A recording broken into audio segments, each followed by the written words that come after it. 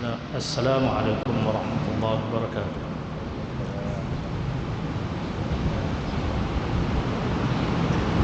الحمد لله رب العالمين. الحمد لله نحمده ونستعينه ونستغفره ونعوذ بالله من شرور أنفسنا من سيئات أعمالنا. من يهده الله فلا مضل له ومن يضلل فلا هادي له. والصلاة والسلام على رسول الله. قال رب اشرح لي صدري ويسر لي أمري واحلل عقدة من لساني يفقهوا قولي. سبحانك لا علم لنا إلا ما علمتنا إنك أنت العليم الحكيم. ولا حول ولا قوة إلا بالله العلي العظيم. أما بعد. Sidang Jumaah yang dikasihi sekalian, syukur kita kehadrat Allah Subhanahu wa taala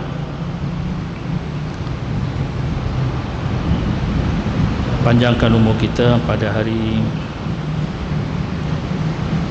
yang sangat barakah, Sayyidul Ayyam.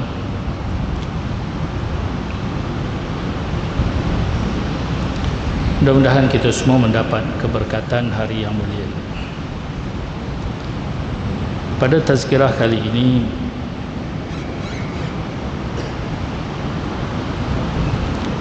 saya ingin beri sedikit ulasan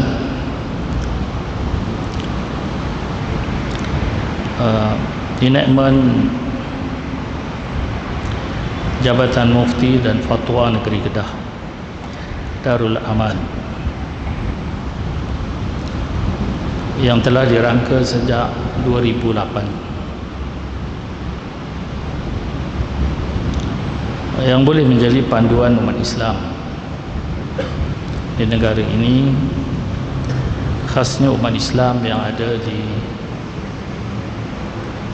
wilayah persekutuan.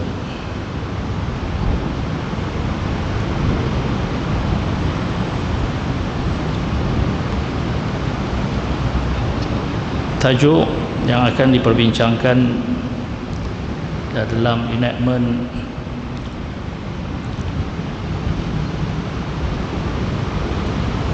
Mufti dan Fatwa Negeri Kedah ialah fatwa mengenai pembid'ahan kepada amalan-amalan Ahlus Sunnah wal Jamaah, khasnya negeri Kedah dan umumnya umat Islam yang ada di negara ini.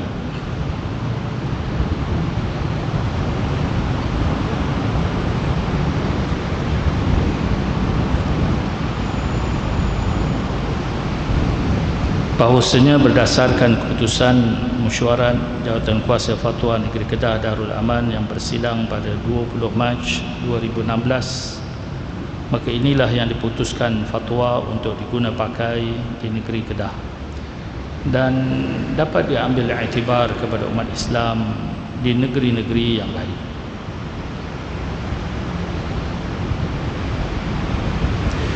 Yang pertama adalah ditetapkan bahawa umat Islam hendaklah mengikut ajaran Islam yang berasaskan pegangan Ahlus Sunnah wal Jamaah yang diamalkan sejak dahulu hingga sekarang berdasarkan perkara 33A Undang-Undang Tubuh Negeri Kedah tahun 1959 adalah seperti berikut.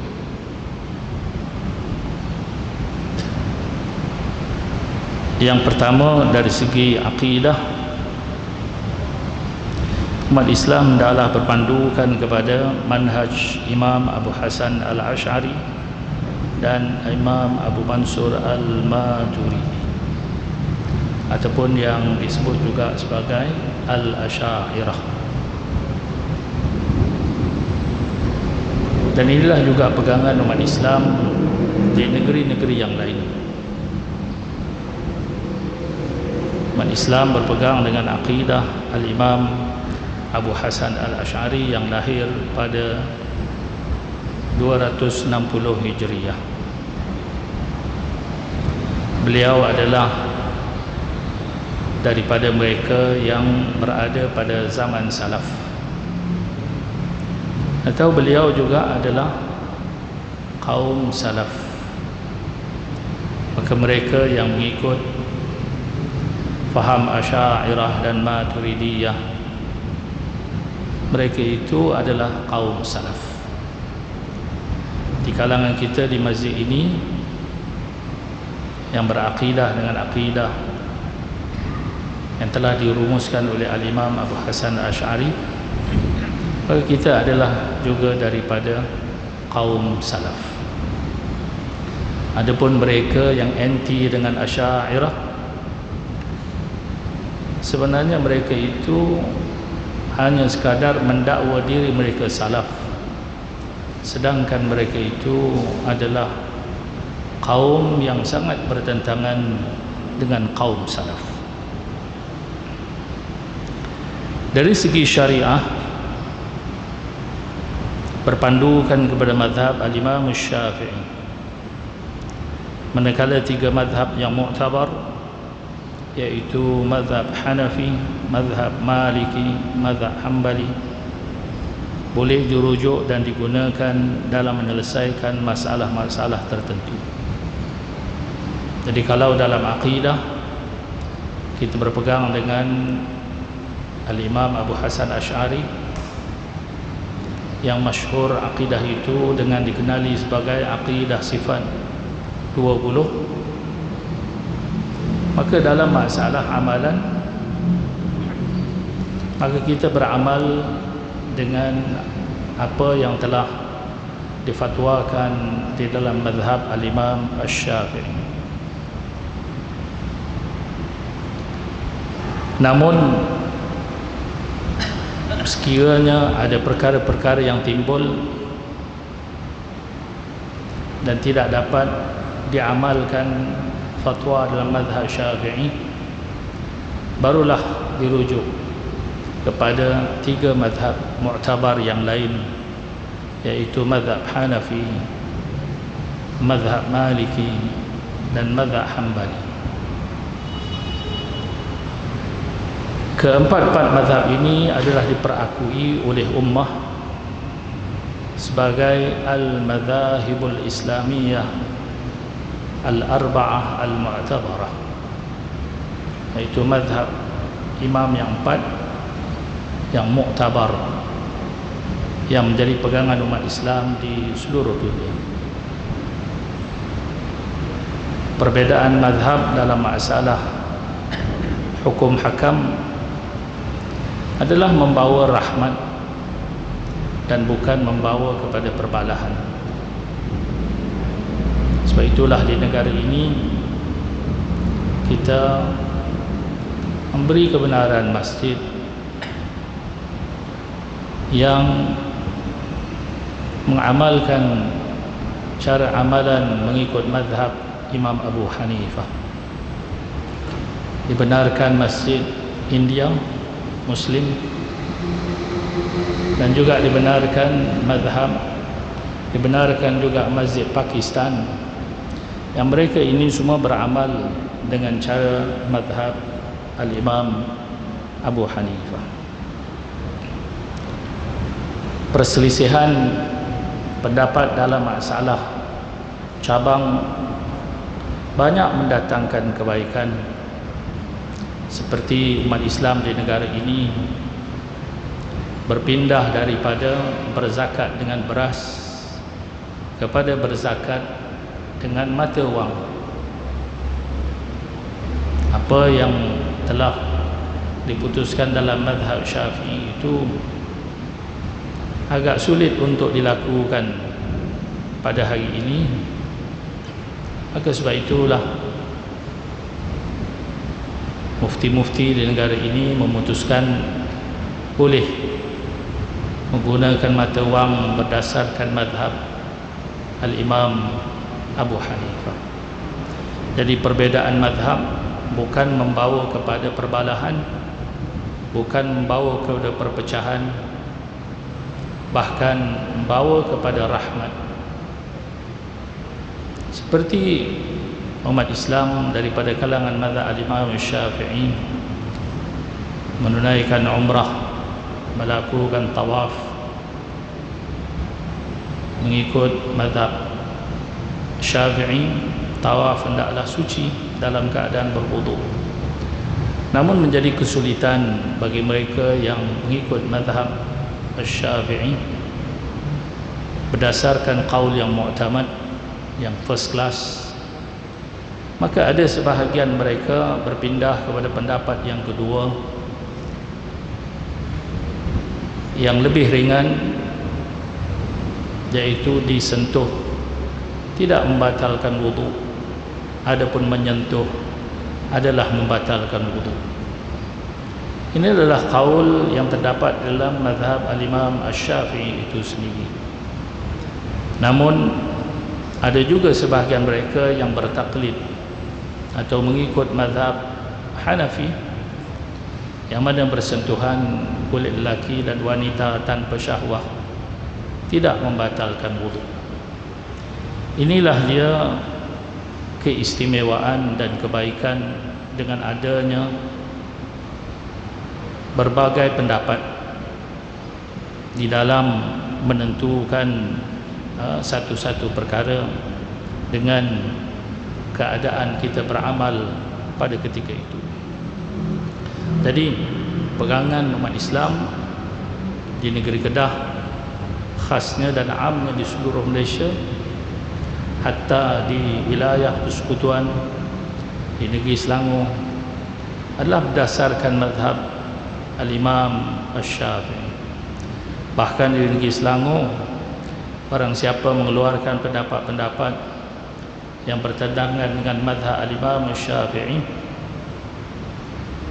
dengan membawa fahaman-fahaman yang membawa kepada perpecahan, maka mereka ini kalau mengikut enactment boleh ditangkap dan dipenjarakan.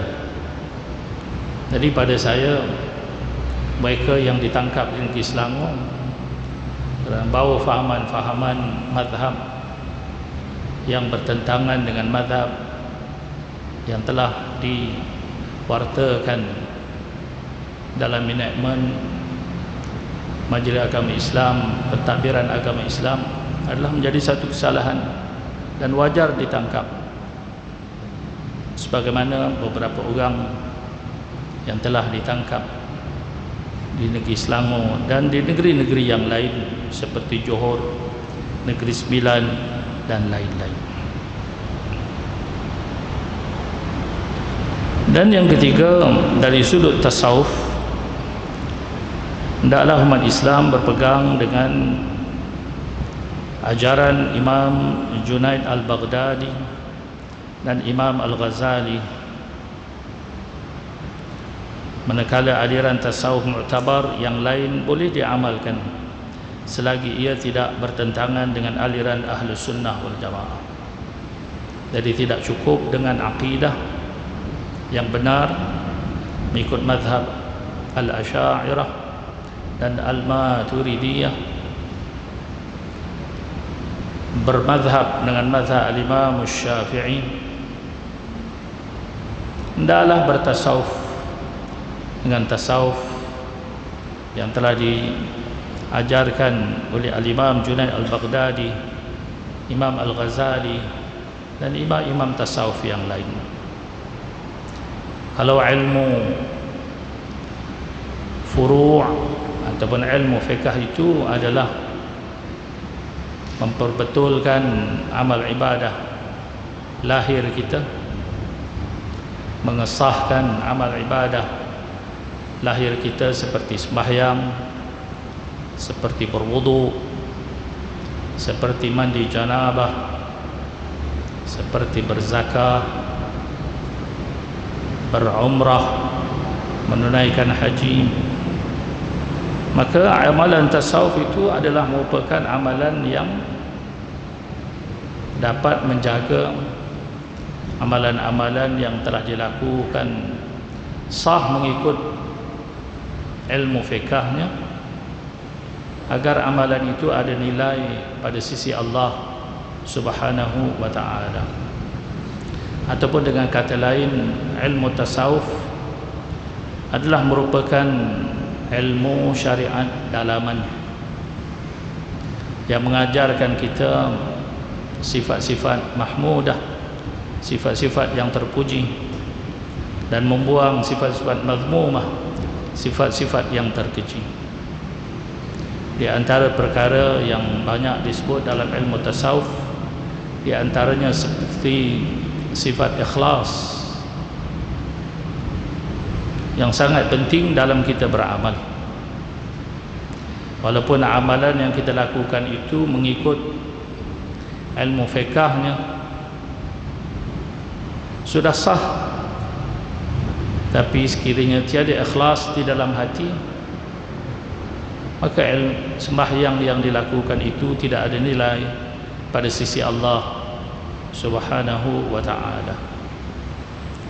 Dan juga di antara yang disebut dalam ilmu tasawuf, yaitu ujub, rasa besar diri, rasa diri itu hebat dari orang yang lain.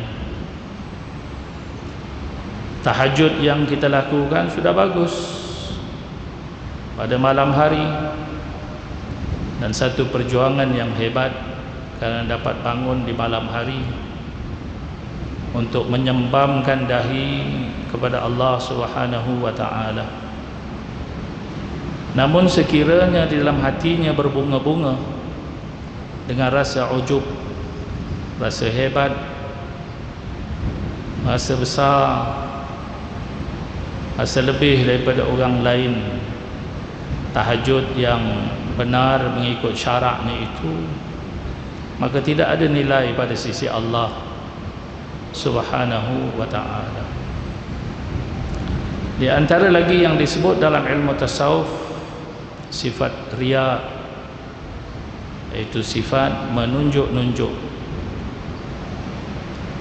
Amalan infak, bersedekah, mengeluarkan harta untuk disalurkan kepada mereka yang memerlukan, telah dilakukan dengan baik, dengan jumlah yang agak besar. Namun bila mana dicampuri dengan sifat riya, menunjuk-nunjuk, seperti mengatakan itu masjid dibina duit aku, itu orang susah jadi senang, aku yang tolong, dan lain-lain, maka sedekah, infak yang telah kita berikan itu menjadi rosak, sehingga menjadi habaan mansura, menjadi debu-debu yang berterbangan. Maka itulah keutamaan ilmu tasawuf dalam seseorang beribadah kepada Allah Subhanahu wa ta'ala. Sebab itu Imam Malik mengatakan, man tafaqqaha bila tasawufin tafassaq, barang siapa berfiqah tapi tidak bertasawuf, maka menjadi fasiklah orang itu. Pada hari ini diwartakan di dalam warta negeri Kedah ini pegangan ilmu tasawuf, kerana di akhir-akhir ini orang mula mencerca-cerca Al-Imam Al-Ghazali, mencerca-cerca ilmu tasawuf, sehingga ada yang mengatakan pengajian ilmu tasawuf itu adalah pengajian seperti di dalam bahasa Kedah disebut sebagai ayak acak, penghinaan yang sangat maksima yang telah dilakukan oleh orang Malaysia sendiri yang telah terpengaruh dengan faham-faham yang sesat, sehingga menggambarkan ilmu tasawuf yang murni itu sebagai suatu ilmu yang sangat menjijikkan, Ramai yang terpengaruh dengan kalam-kalam yang seumpama ini, maka pewartaan pihak berwajib agama adalah sangat penting dan utama. Kerana sewajarnya selepas pewartaan, orang-orang yang melanggar semestinya dikuatkuasakan dengan ditangkap, supaya fahaman yang rosak dibawa oleh mereka ini tidak merosakkan orang awam. Kerana orang awam tidak dapat menilai antara buruk dan baik. Orang awam tidak dapat menilai antara intan dan kaca. Orang awam hanya melihat, oh ini yang bercakap doktor, oh ini yang bercakap orang alim, oh ini yang bercakap syaikh, oh ini yang bercakap profesor. Takkan tidak betul. Maka ini perlunya pihak berwajib agama melakukan tindakan agar dapat mengawal. Kemudian yang seterusnya,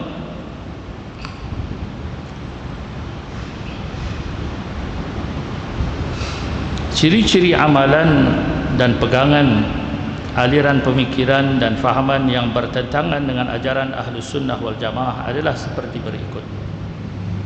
Jadi kalau kita mahu tahu ciri-ciri ajaran yang sesat, ajaran yang bertentangan dengan apa yang telah diwartakan oleh pihak berwajib agama, maka tengok didetailkan satu persatu. Saya melihat pewartaan enactment negeri Kedah ini di antara pewartaan enactment yang sangat halus dan detail, yang boleh dijadikan sebagai panduan kepada negeri-negeri yang lain di dalam menambah baik pewartaan faham Ahlus Sunnah wal Jamaah. Fahaman dari sudut akidah, Al-Quran dan As-Sunnah hanya difahami berdasarkan makna zahir. Sebaliknya, kefahaman teks secara kontekstual dan mengharuskan pentakwilan sebahagian nas berdasarkan kaedah-kaedah pentakwilan yang ketat tidak diterima. Oleh itu, ayat-ayat mutasyabihat difahami secara zahir tanpa huraian terperinci daripada ulama muktabar dan menolak takwil bab mutasyabihat. Apakah yang masukkan dengan kenyataan ini? Yakni Al-Quran dan As-Sunnah hendaklah diserahkan kepada ahlinya. Jangan sebarang orang menafsirkan mengikut secara literal, secara zahir. Kerana dalam Al-Quran itu ada ayat yang muhkam dan ada ayat yang mutasyabih. Ayat yang muhkam jelas terang benderang seperti matahari di siang hari. Namun ayat mutasyabih atau mutasyabihat, ayat yang samar, yang kalau dilihat secara literal bertentangan dengan ayat yang muhkam. Seperti nas Al-Quran, Ar-Rahman 'alal 'arsy istawa. Kalau diartikan secara zahir, secara literal, Allah Subhanahu wa taala bersemayam di atas arasy. Sebahagian mereka semakin berani sehingga mengatakan Allah itu bersela di atas arasy. Bahkan ada sebahagian mereka lebih berani mengartikan dengan Allah Subhanahu wa taala bersela lendik di atas arasy. Dan ada sebahagian mereka yang mengatakan Allah itu duduk di atas arasy, sebagaimana yang saya lihat di dalam kitab-kitab yang ditulis oleh tokoh-tokoh sesat di dunia dalam menafsirkan Ar-Rahman 'alal 'arsy istawa, ay jalasa rabbuna ta'ala 'alal 'arsy. Allah Subhanahu wa taala duduk di atas arasy, mustaqirratun bidzatihi 'alal 'arsy. dan zat Allah Subhanahu wa ta'ala itu tetap di atas arasy. Maka ini adalah penafsiran yang dilarang sebagaimana yang disebutkan di dalam pewartaan yang saya bacakan sebentar tadi. Seperti tidak boleh dikatakan Allah Subhanahu wa ta'ala itu turun daripada atas ke bawah, karena ada yang mentafsirkan yanzilu tabaraka wa ta'ala, Tuhan turun dengan makna turun yang sebenar, yakni turun daripada atas ke bawah.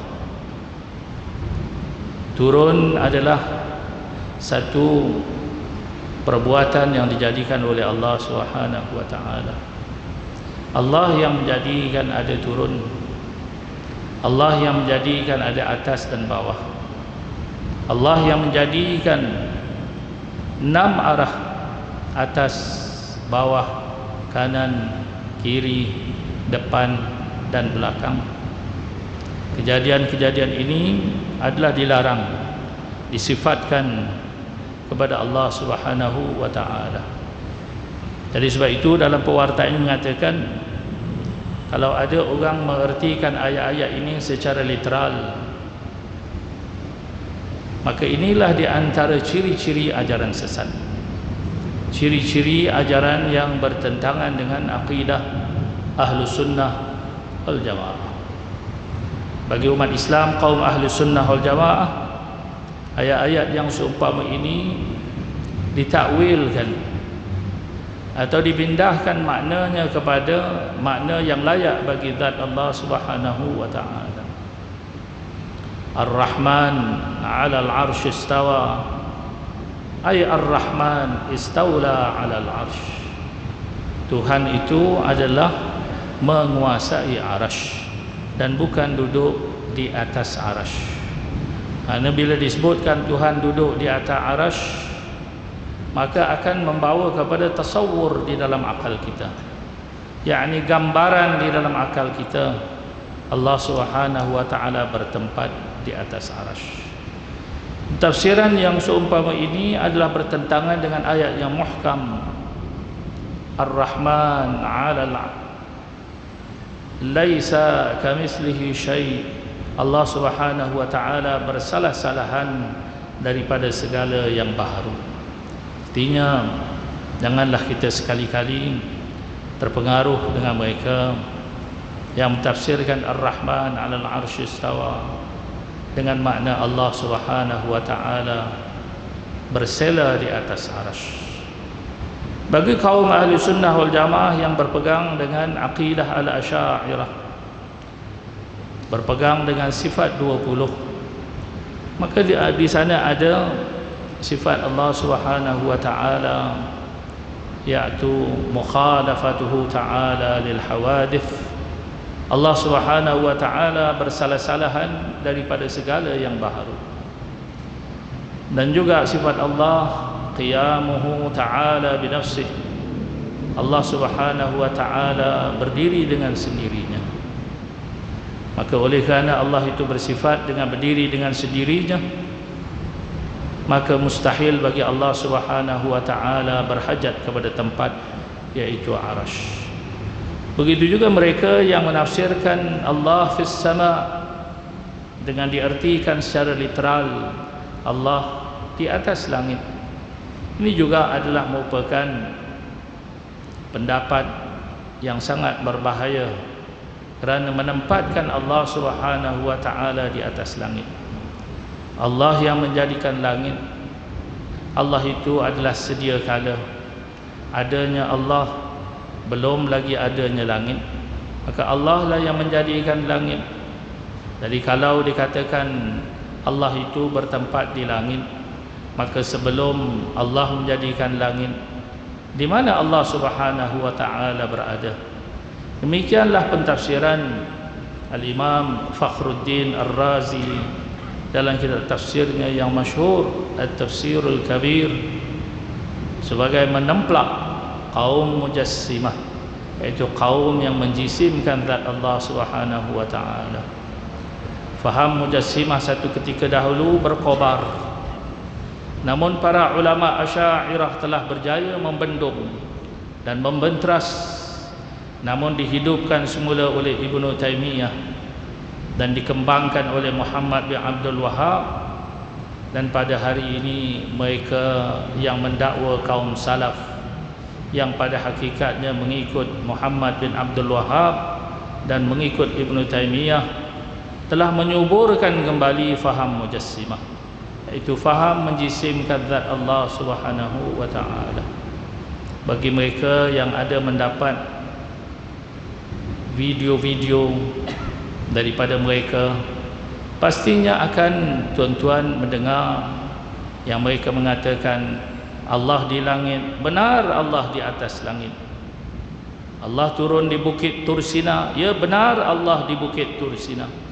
Ini adalah akidah yang sesat yang telah diwartakan oleh Jabatan Mufti Negeri Kedah sebagai untuk panduan umat Islam agar mereka itu tidak tersasar daripada akidah yang sebenar.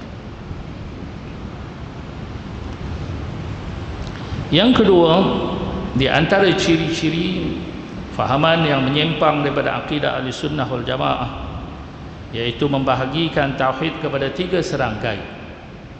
Yang pertama tauhid rububiyah, dan yang kedua tauhid uluhiyah, dan yang ketiga tauhid asma wa sifat. 3 cabang tauhid ini bukan daripada akidah Ahlussunnah wal Jamaah. Akidah Ahlussunnah wal Jamaah berpandukan kepada sifat 20, wujud, qidam, baqa, mukhalafatuhu ta'ala al-hawadith ila akhirih. Namun kebelakangan ini muncul pengajian tauhid 3, ataupun disebut juga sebagai tauhid 3 serangkai. Tauhid rububiyah, tauhid uluhiyah, tauhid asma wa sifat.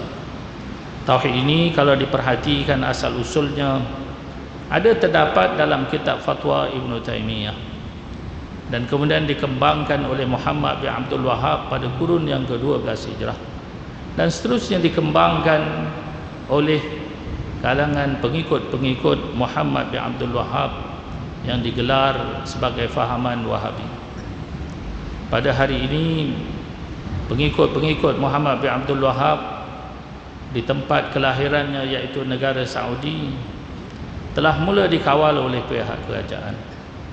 Pihak raja di negara Saudi pada hari ini sedang cuba sedaya upaya untuk membenteras fahaman Wahabi, kerana fahaman Wahabi membawa lahirnya golongan-golongan yang ekstrim dan militan, seperti munculnya gerakan-gerakan Al-Qa'idah yang dikepalai oleh orang Saudi sendiri, iaitu Usama bin Laden, yang membawa kepada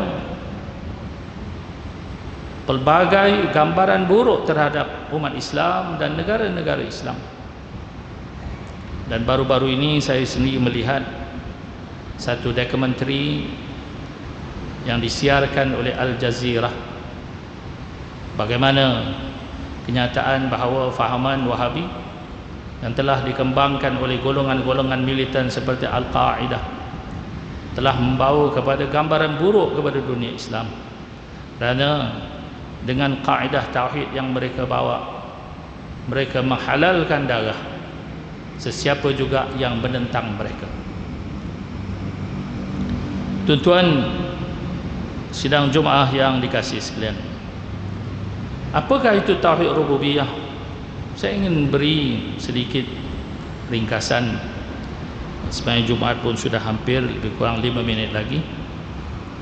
Tauhid rububiyah mengikut definisi mereka adalah tauhid orang musyrik, tauhid mereka yang menyembah berhala.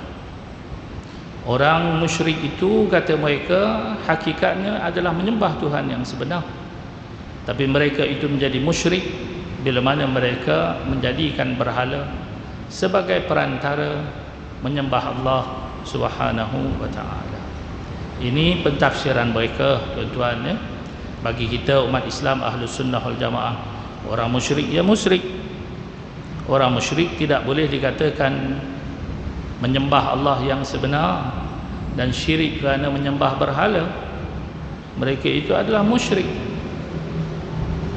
Adapun tauhid uluhiyah pula, mereka yang menyembah Allah Subhanahu wa taala dengan tidak ada perantaraan. Sekiranya berperantara seperti menjadikan sesuatu menjadi berhala, maka mereka itu tidak dikategorikan sebagai bertauhid uluhiyah. Bagi mereka, tauhid yang benar hanyalah tauhid uluhiyah. Adapun tauhid rububiyah adalah tergolong dalam kalangan orang-orang yang masih musyrik. Maka oleh kerana itu mereka mendakwa ramai daripada kalangan Ahlus Sunnah wal Jamaah pada hari ini hanya sampai pada tauhid rububiyah, yakni tauhid yang tidak sah, dan menganggap orang-orang ahli sunnah masih lagi menyembah berhala. Bila kita tanyakan kepada mereka, mana berhala kaum ahli sunnah wal jamaah? Kita tidak menyembah berhala di masjid atau di rumah. Kata mereka, bila mana umat Islam pergi ke kuburan, maka itulah dia berhala umat Islam. Mereka yang pergi ke kubur adalah menjadikan kubur sebagai berhala. Orang yang bertawassul dengan anbiya alaihimussalatu wassalam, maka menjadikan anbiya itu berhala. Orang yang bertabarruk dengan peninggalan Nabi sallallahu alaihi wasallam dan para anbiya alaihimussalatu wassalam, itulah dia berhala. Amalan bertabarruk, amalan berziarah kubur para anbiya, para awliya us-salihin, para syuhada, adalah satu yang masyru' dengan kesepakatan empat mazhab, Hanafi, Maliki, Syafi'i, Hambali. Ittafaqat, para imam mazhab yang empat bersepakat keharusan menziarahi kubur. Bahkan setengah mengatakan menziarahi kubur itu sunat, setengahnya mengatakan menziarahi kubur Nabi sallallahu alaihi wasallam itu sunat muakkad, setengah mengatakan menziarahi kubur Nabi sallallahu alaihi wasallam adalah fardu. Demikianlah yang disebutkan dalam mazhab Imam Malik.